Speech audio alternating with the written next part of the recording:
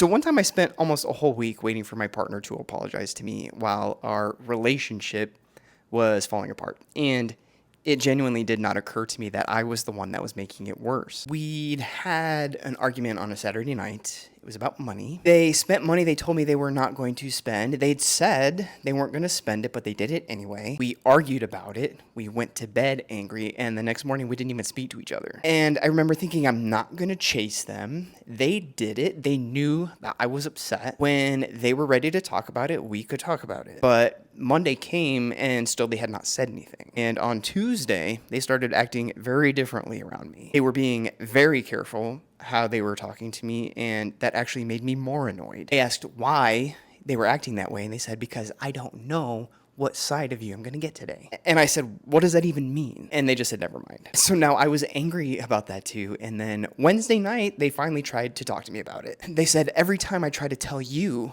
how you've hurt me, somehow it always ends up being about how I have hurt you. And immediately I said, that's because you have done something wrong. That's literally why we are here right now. They said, no, I'm not even talking about the money anymore. I said, well, I am. And so that conversation went nowhere. And by Friday, I remember I was talking to a friend and telling them everything that happened, and I said, I've given them a whole week to come and talk to me about this. I actually thought I'd been very patient. My friend said, have you tried talking to them? And I said, why would I be the one to do that? He looked at me for a second and he said, because you want to fix it? And I remember not really having much to say to that, because I did want to fix it. But I also just believe that the person who created the problem should be the one to come and repair it. And if I went first, then somehow I'm accepting responsibility for something that's not my fault. So I waited. And so while I was waiting for them to come to me, they were getting farther away from me. And that is what I mean when I talk about coping mechanisms in fiction. A coping mechanism can give your character exactly what they don't want, because we tend to think of coping mechanisms as a character flaw, but that's not how they work. That behavior is usually protecting them from something. In that short little story I told you, accepting responsibility is threatening enough that I became very good